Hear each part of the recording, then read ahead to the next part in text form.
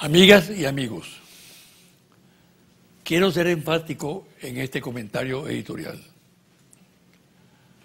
La opinión que le merece a la mayoría del país la realización por la oposición de unas elecciones primarias para escoger a sus candidatos a gobernadores es que se trata de un acto de sensatez política e incluso de un reconocimiento del gravísimo error en que incurrió cuando el sector se lanzó por el atajo de la violencia. Desde mi punto de vista, este paso debe tener un significado determinante en los próximos desarrollos de la política nacional. ¿En qué me baso para hacer este tipo de observación? Ante todo, por el significado que tiene que un sector político importante del país haya reconocido tácitamente que en Venezuela la violencia no tiene razón de ser, no tiene porvenir, que hay espacio suficiente para dirimir diferencias civilizadamente, sin correr la sangre por las calles. Por eso sería insensato banalizar la postura adoptada por la oposición. Pero también cabe señalar que con la iniciativa de la dirección de esta oposición contrae ella un severo compromiso de respeto hacia el orden democrático y constitucional. La política tiene sorprendentes desarrollos y en muchas ocasiones lo que lucía irrealizable se da de pronto con relativa facilidad, como en el caso que nos ocupa. Claro está que el éxito de una política lo determina en uno u otro sentido el ser humano. Veamos, si el venezolano coloca la experiencia acumulada manteniendo en pie su voluntad de no retornar al pasado que siempre está al acecho. Se militariza la política, sectores de la derecha venezolana y por supuesto de la región latinoamericana se empeñan en distorsionar el rol que cumple la institución militar en Venezuela y con ello crear una confusión.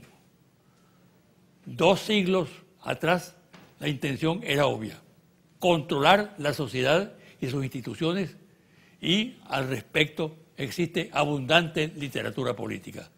Pero la situación cambió. La Fuerza Armada Nacional Bolivariana se convirtió en semillero de ideas novedosas y se integró a las políticas de cambio social, económico y político. Esta situación la asumió la institución castrense y hoy día cuenta cada vez con más apoyo en su seno, para bien o para mal de los que en los cuarteles y centros educativos toco el tema dado el relieve del mismo y las graves consecuencias que podría acarrearle su mal manejo. Debatir sobre la Fuerza Armada Nacional en estos momentos de manera sincera y sentido de responsabilidad patriótica es positivo. Es signo altamente positivo para todos en los actuales momentos. Pausa y al regreso converso con Eleazar Díaz Rangel, director del diario Últimas Noticias, columnista y analista político.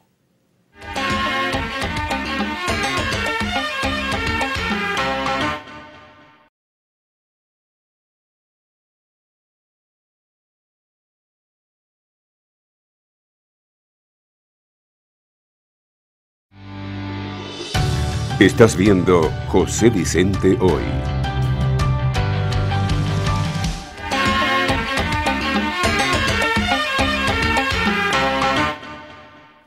Para un veterano periodista, y brillante periodista además, analista político y persona vinculada a las causas sociales del pueblo, como Eleazar Díaz Rangel, debe ser muy importante la evaluación que tenga acerca de lo que va a ocurrir en el país dentro de una semana, es decir, el próximo 15 de este mes, cuando el pueblo venezolano concurra a la convocatoria del Consejo Nacional Electoral para los comicios. de gobernadores de Estado. Bienvenido, Eleazar. Gracias, gracias. Yo pudiera escribir en esta presentación que te hago dos actos que a mí me parecen muy significativos de los últimos tiempos electorales de Venezuela. Uno de lo que ocurrió en el país el 6 de diciembre del 2016, cuando la oposición derrotó al chavismo y al gobierno y obtuvo el control de la Asamblea Nacional. Y luego lo ocurrido semanas después, el 30 de julio, cuando el chavismo derrotó, más que derrotar, suscribió y avaló totalmente el planteamiento del presidente Maduro, convocando al pueblo venezolano a una constituyente. Son dos hechos muy próximos en el tiempo y que además tienen características totalmente diferentes que definen algún tipo de fenómeno que ocurre en Venezuela. Sí, con signos totalmente distintos, casi radicalmente opuestos, ¿no? Porque el primer hecho que en buena parte sorprendió al país, porque hubiesen ganado casi las 2/3 partes, la mayoría absoluta, la oposición trajo como consecuencia mucha expectativa entre sus votantes, que fueron algo así como 7 millones, de que la oposición, con el control que tenía de la Asamblea Nacional, iba a hacer buen uso de ese poder y en beneficio del pueblo y de sus electores. No ocurrió así, si no se puede llamar un engaño, es algo parecido, por cuanto es bastante claro que les quedó a los electores que ellos le prometían que esa sería la de la votación, la última cola que harían. Y por supuesto que eso fue totalmente falso, y además prometieron que en un periodo de 6 meses ya tendrían un nuevo gobierno o habrían creado las condiciones para la salida del presidente Maduro. No ocurrió así, y fueron dos de las apuestas más trascendentes, más importantes que surgieron de allí, y fue un engaño a la gente que seguramente van a cobrarlo ahora el próximo domingo. Y del otro lado, como tú señalabas, el momento en que el chavismo había tenido un reflujo y estaba, después de esa derrota de diciembre, y estaba comenzando a recuperarse, el llamamiento que hace el presidente Maduro a la Asamblea Nacional Constituyente, que al principio, hay que reconocerlo, no despertó mayor entusiasmo, ¿no? Pero gradualmente, y eso se vio en las manifestaciones por ciudades que se convocaron, se fue incorporando entusiastamente millones de personas. Y terminaron con la elección del 31 de julio, que fue algo abrumador, y que a partir de allí se puede hablar de la recuperación del presidente Maduro. Ahora bien, en ese contexto, ¿qué papel juega la abstención? Bueno, la abstención, ¿en qué momento está presente para favorecer a uno u otro? Bueno, estuvo presente en las elecciones a la Asamblea Nacional, que favoreció a la oposición y perjudicó a los sectores del chavismo, que se demostró que dejaron un porcentaje significativo, dejó de votar por descontento, por desilusión o por neutralidad. Y de manera que la abstención en esa elección, donde hubo mayoría para la Asamblea Nacional, afectó sensiblemente al chavismo y al PSU y sus aliados.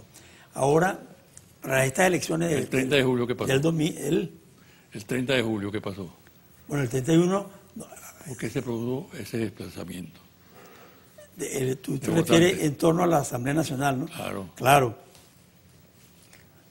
Bueno, ahí demostró el PSV su capacidad de organización y su capacidad de movilización, que no la tiene aquí hoy nadie, y la tuvo, por supuesto, Chávez en su momento.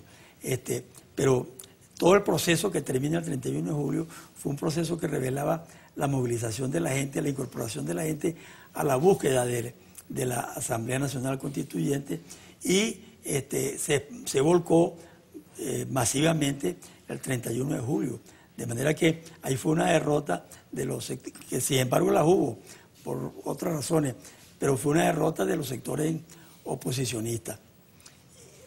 Y ahora tenemos nuevamente ese mismo problema o las mismas interrogantes con respecto al próximo domingo, sobre la abstención. Exacto. Y en ese sentido, ¿qué papel juega la pregunta que mucha gente se hace? De que el efecto que puede tener en el voto de la oposición, las circunstancias en que estuvieron defendiendo vehementemente la línea guarimbera, pues. Sí. ¿No? Violenta. Bueno, y luego el salto hacia el paso electoral. Exacto. A eso hay que sumarle otros factores. Ese que tú señalas es demasiado importante, incluso que ha creado ese movimiento que llaman resistencia, que está en contra de la participación en las elecciones y que ha venido ganando espacio en los sectores opositores. De manera que un primer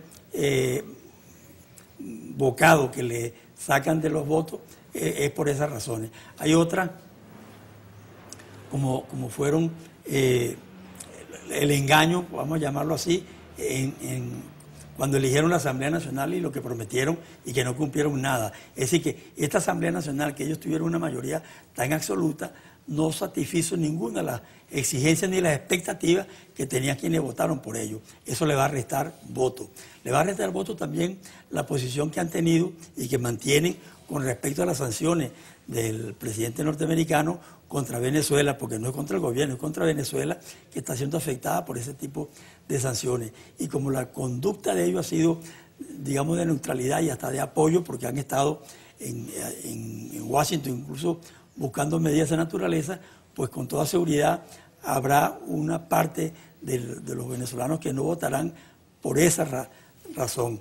De manera que hay varios factores que van a afectar a la votación de la oposición el próximo domingo, y creo que ellos están conscientes de eso. ¿En qué términos puede afectar también esa votación? La influencia que puede tener la política exterior sobre la oposición dura, agresiva de los Estados Unidos, y por otro lado, la actitud de la oposición de plegarse ahora a las circunstancias nuevas que se han creado en el país. Es decir, ese salto de talanquera, pues, ¿no? Mucha gente no lo entiende, ¿no? Pasar de la línea violenta a la línea pacífica. Así es. Ellos tienen, como es fácil recordarlo, durante los 3 meses agudos de la violencia y de la guarimba, ¿cuál fue la posición de la oposición? De absoluto silencio, de absoluto, ni siquiera expresaron alguna preocupación por lo que estaba ocurriendo y mucho menos condenatoria, porque ellos eran, digamos, prácticamente sometidos por esa minoría extremista que dominó la oposición durante esos meses. Pero esa violencia, ¿a quién afectaba? Afectaba al pueblo venezolano, a todos los sectores, incluyendo, por supuesto, a la clase media, porque particularmente aquí en Caracas era en el este y en el sureste donde se expresaba esos hechos de violencia. Y ahí ellos van a perder precisamente porque después de haber tenido esa conducta, digamos, propicia o propiciando la violencia, hoy pasan a ser demócratas, que quieren las elecciones, participan en las elecciones, etcétera, y eso ya ha generado reacciones contrarias dentro del sector de la oposición. Muy bien, Eleazar, pero colocándonos en un plano, vamos a decir, objetivo. Sí. Puede ocurrir cualquier cosa. Puede ocurrir un 6 de diciembre o un 30 de julio. Es decir, votación a favor de la oposición, sí, votación a favor del gobierno, ¿no? Entonces, ¿cuál es tu opinión? ¿Qué va a ocurrir aquí dentro de una semana? Bueno, hay un factor que no hemos comentado, que en aquellos que pueden afectar la votación del chavismo, la votación en favor del gobierno, del PSU, del pueblo patriótico, y en el problema de los precios. El problema de los precios es un problema agudo, nacional, permanente, que cada vez más grave y que no solo en alimentos y medicina, sino en repuestos. Es decir, no hay nada que no haya aumentado exorbitantemente sin que apareciera, sin que pareciera que el gobierno no se siente capaz de enfrentarlo exitosamente. Entonces, ¿hasta dónde esa situación va a afectar la votación del chavismo? yo escribí sobre eso y recibí una carta de un lector que me decía, bueno, yo coincido con sus planteamientos, etcétera, pero usted olvidó un hecho muy importante que son los clubs. La verdad, como yo no estoy en el área que los recibe, ni mucho menos, pues no los valoré. Pero él dice, usted sabe la cantidad de millones de venezolanos que se benefician con los clubs, independientemente de que no todos los reciban regularmente. Entonces, ese sector está siendo neutralizado en posiciones, digamos, abstencionistas con los clubs, porque es una gestión directa del gobierno. Entonces, por eso es que ahí usted decía que es impronosticable qué parte de la abstención puede afectar al gobierno. Yo creo que hay una parte que lo va a afectar, pero no sé hasta dónde incidirá en la votación del próximo domingo, ¿no? ¿Qué dicen las encuestas? Bueno, te voy a mostrar una que no es de las nuevas, ¿no? Estas son 6 encuestadoras que se llaman ERCON Consultores, Datincorp, Gente del Mercado y Data Analysis, de las cuales la más conocida, por supuesto, es Data Analysis. ¿Qué decían ellos hace 3 semanas? Que la oposición va a ganar todas las 23 gobernaciones, a menos que se divida en algunos estados y entonces ganaría 19 o 18 gobernaciones. Esto es una estimación que el próximo domingo se va a demostrar cómo es totalmente equivocada, parcializada, sesgada, ¿no?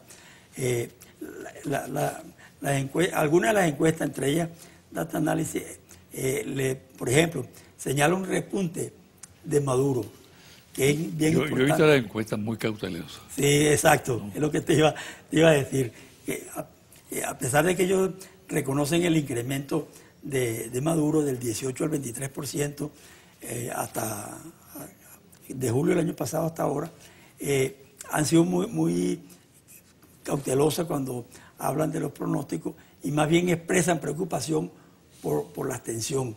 Y esto lo han dicho gente que son asesores o consultados por la oposición. Así que ellos ven que en la oposición, o algunas de estas encuestas, ven en la oposición que va a haber una inhibición más allá de la que ellos pensaban que podría ocurrir.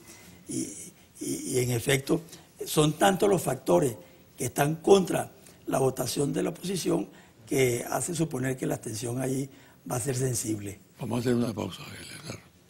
Y al regresar, hablemos sobre el día de hoy. Es decir, el lunes 16. ¿Ok? Bueno.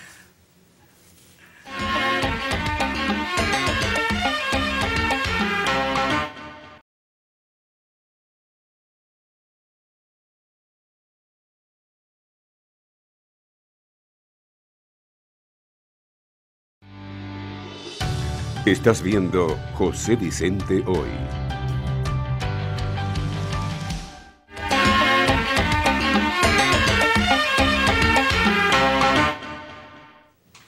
Eleazar, después de las elecciones del domingo 15, se abren las expectativas sobre el lunes 16. ¿Qué puede ocurrir? Manejemos varias hipótesis. Sí. Una, por ejemplo, que la oposición derrotada retorne al guarimbeo. Otra, que el gobierno, ensoberbecido por una victoria, aplique una política sectaria o sectarice su comportamiento con respecto a la sociedad. Sí. Hay muchos otros, ¿no? Pero hay riesgos grandes. No se sabe exactamente el comportamiento que tendrán factores que hasta ahora han perturbado permanentemente la paz del país. Me refiero específicamente a la oposición, porque en ese sentido uno tiene que reivindicar la conducta de Maduro, que siempre ha estado llamando al diálogo y al entendimiento, ¿no? Bueno, primero es importante precisar a qué se llamaría o qué tomaría la oposición como una derrota, porque una derrota puede ser sencillamente que pierda las elecciones, pero que la pierda en forma reñida, ¿no? Digamos, por 2 o 3 diferencias de gobernaciones, y creo que ahí, salvo denunciar que seguramente hubo fraude, no habrá mayores trastornos en su conducta pública, pues va a tener por lo menos unos 10 gobernadores, aun cuando estuviese derrotado. Pero si esa derrota es mayor y solo queda con 4, 5, 6 gobernaciones, entonces ahí sí se plantean esas interrogantes. ¿Cómo puede reaccionar? Particularmente, ¿qué influencia tendría el sector resistencia, los sectores extremistas de la oposición entre los sectores que participaron en esas elecciones? ¿Hasta dónde lograrán cambiar esa conducta, digamos, cívica que tienen hoy por una de apoyo a los hechos de violencia? Entonces, por eso decía que es importante distinguir el tipo de derrota que pueda sufrir la oposición para suponer cuál puede ser su reacción. En el caso de... ¿Qué tipo de derrota o de victoria vislumbras tú? Bueno, yo creo que va a ser una victoria sólida del gobierno, pero con una representación importante, por lo menos 8 gobernaciones, algunas de ellas, algunas gobernaciones muy importantes, que le van a hacer, a mostrar como una fuerza consolidada en varios estados. Y entonces, ¿cómo van a manejar ellos ese poder que van a tener disperso en el país? Bueno, es un poco difícil atinar a ver cuál va a ser esa política, esa conducta. Pero yo creo que la oposición debe ganar por lo menos 7 o 8 estados, que sería el peor resultado para ellos, ¿no? No creo que baje de ahí, no creo que suba su victoria. Para el gobierno, bueno, sería el peor error que cometieran que acentúe su política, digamos, que podemos llamar sectaria, frente a la oposición, de aislamiento, de, digamos, golpear duramente a la oposición y no ver que hay una realidad que está mostrada tanto en la votación como en la gobernabilidad de los estados, ¿no? Yo creo que ahí se requiere la reflexión por parte del PSUV y de sus aliados sobre el qué hacer, cómo tratar esta nueva realidad, porque sería una nueva realidad que está expresando lo que piensa la gente, ¿no? Lo que piensa el país. Todo el país piensa, por ejemplo, que el diálogo es la opción. Sí, claro. Más del 80%. La inmensa mayoría del país. Bueno, sin embargo, el diálogo es quizá la oferta política más golpeada, más atacada, más vituperada, ¿no? Sin embargo, el diálogo ha demostrado que es duro de matar, porque hasta ahora ha sobrevivido. Y ahora hay una serie de actuaciones importantes que ojalá logren, al calor del clima que se cree el 15 de este mes, una situación de cambio importante en la conducta de sectores de la oposición y también de mucha gente de otros sectores, ¿no? Así es. Sí. Y ahí está mucho, que hoy tiene mucha más fuerza la política, la presión de gobiernos de América Latina que se suman cada vez más a la búsqueda del diálogo entre las dos partes, ¿no? Y eso de alguna manera tiene que incidir o terminar de aislar a la oposición. Yo creo que lo llevará a la reflexión, lo llevará a cambiar esa política y a hacer concesiones para a su vez recibir ellos concesiones, ¿no? Tema Cataluña. No podemos dejarlo al lado. Los venezolanos tenemos ciertas razones para opinar, ¿no? Claro. Sí. Entre otras las que nos da el injerencista tradicional, ¿no? Obsesionado, visceral del señor Rajoy, ¿no? Que se ha metido en todas las cosas que no le competen absolutamente nada, difamando y calumniando al país. Bueno, ahí está, el tiro le salió por la culata, porque la represión en un solo día en Cataluña, casi 900 detenidos, personas ancianas afectadas, etc. Heridos, de todo. centenares. Represión, pues. La represión que él señala que ocurre en Venezuela y que por tanto le da el derecho a involucrarse en los asuntos internos del país. ¿Cómo observas tú el tema de Cataluña? Bueno, yo te puedo decir que yo soy un decidido partidario de los catalanes en el sentido de conquistar su independencia, ¿no?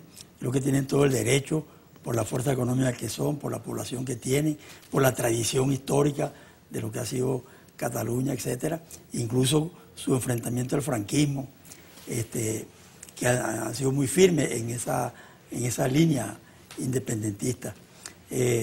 Mañana, lunes, la Asamblea General de Cataluña debe declarar formalmente ya la independencia, ¿no? Y ojalá, me imagino que ellos van a solicitar el reconocimiento y ojalá Venezuela sea de los primeros países en reconocer la independencia de Cataluña, que va a tener el voto negativo o las posiciones negativas en la Unión Europea, en casi todos los países europeos, que por lo menos en estos primeros años no lo reconocerán, pero bueno, la vida es muy terca y con el tiempo Cataluña hoy el 10º país en la Unión Europea en materia de economía, el 10º país, en una unión que tiene como 30 países, ellos son el 10º por encima de Finlandia, etcétera, ¿no? Es decir, que tienen todos los derechos para conquistar su independencia mediante el voto, porque no sé si recordarás tú cómo Argelia conquistó su independencia después de una guerra con Francia, ¿no? Entonces, esa era más legítima que esta de Cataluña, que lo está haciendo por la vía pacífica, democrática, de un referéndum que se lo negó el gobierno fascista de Rajoy. Entonces, yo creo que es un proceso que ya es indetenible y que se va a desarrollar gradualmente con el tiempo. Para concluir, Eleazar, tú que eres un hombre del oficio, impregnado de todo lo que ocurre en los medios de comunicación, ¿reflejan los medios de comunicación en Venezuela la situación del país? Oh, en absoluto. Yo creo que nunca la han reflejado. Porque uno revisa la historia del periodismo y de los medios en Venezuela desde el año que se escoja y se verá que siempre hay parte de los medios que lo deforman esa realidad. Pero hoy, por ejemplo, una buena parte de los medios ignora hechos de demasiada trascendencia que ocurren en Venezuela y otras veces los desvirtúa o deforma totalmente. De manera que dentro de 40 o 50 años los historiadores, que por cierto que hay un congreso de periodismo e historia ahora en noviembre en Yaracuy, los historiadores cuando vayan a conocer qué pasó en Venezuela en esta época no podrán recoger esa realidad con la lectura y el estudio de la prensa. Tales son las divergencias que hay y las apreciaciones equivocadas de lo que ocurre. Pero eso está reforzado con el mundo internacional de la información. Todas las agencias internacionales, las más poderosas transnacionales, así como los servicios informativos de la televisión, están al servicio de una política contra Venezuela, y por supuesto contra el gobierno del presidente Maduro.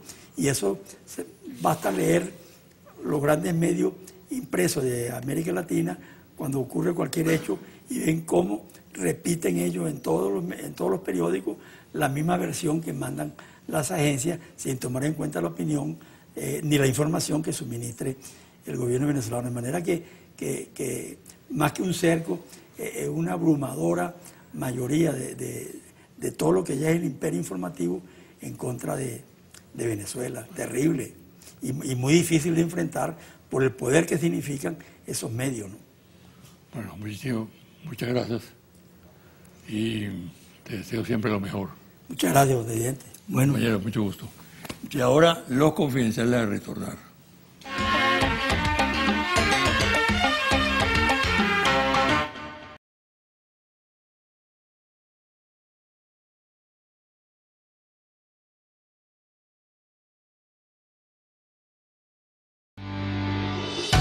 Estás viendo José Vicente Hoy.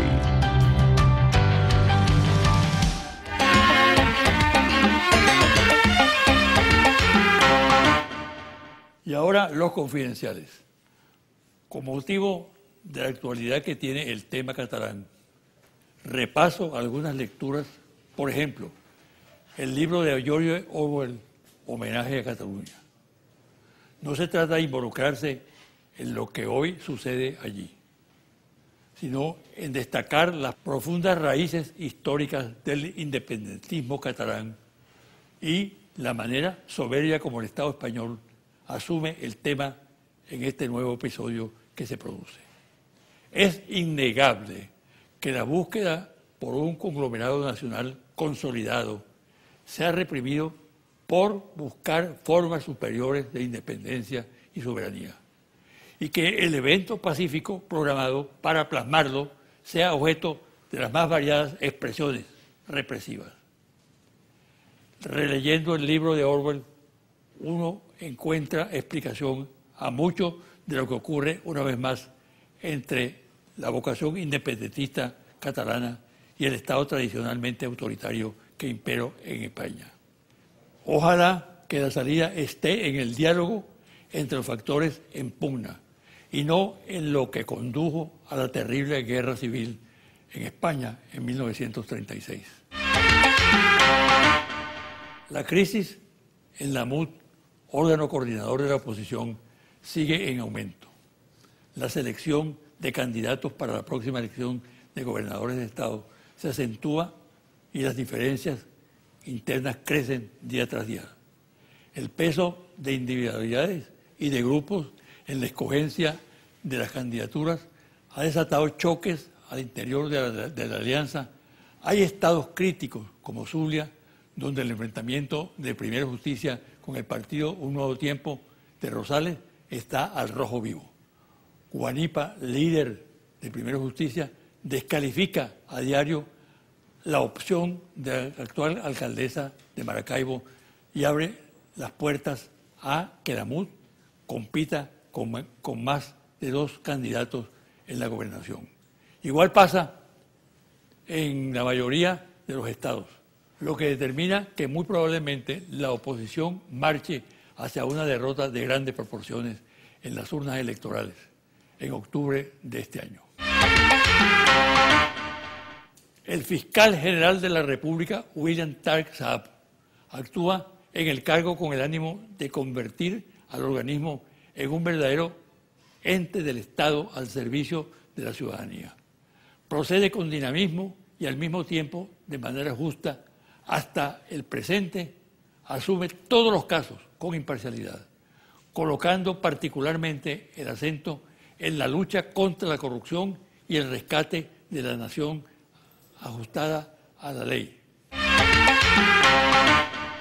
Fueron numerosas las intrigas que se tejieron en el campo político y diplomático para imprimirle un sesgo provocador a la reciente visita del Papa Francisco a Colombia. Las maniobras se hicieron presentes en conversaciones privadas e insinuaciones cargadas de veladas maniobras. La burocracia de la Cancillería colombiana hizo causa común con la burocracia vaticana para crear motivos de roce con el propósito de que Venezuela apareciera a cada momento sentada en el banquillo. Pero organismos serios reaccionaron y frustraron que las maniobras cobraran más fuerza. La escogencia por los candidatos a las gobernaciones por parte de la oposición decepcionó a los organizadores. Apenas un 8% concurrió y la situación reflejaba el desaliento por el revés. Acción Democrática fue el partido que obtuvo un relativo éxito. Primero Justicia fracasó y partidos como Un Nuevo Tiempo sufrió una derrota en toda la línea. El pronóstico para la MUD el 15 de octubre no puede ser más sombrío. Confidencial al cierre, Interlaces, Monitor País, Interlaces, Confidencial, Reporte Ejecutivo, Ficha Técnica, Cobertura Geográfica, Levantamiento de Campo, Investigación del 2016 al 2017. Resultados. Dígame, por favor, por cuál partido político simpatiza usted más. PSUV, 35%. Otros del Gran Polo, 1%. Acción Democrática, 6%. MUD, Unidad Democrática, 4%. Primera Justicia, 4%. Voluntad Popular, 3%. Un Nuevo Tiempo, 1%. Avanzada Progresista, 1%. Partido Social Cristiano, COPEI, 1%. Otros partidos de oposición, 1%. Con ninguno, no sabe, no responde, 43%. Hasta aquí el programa de hoy. Y los invito para el próximo domingo a la misma hora por este su canal Televen.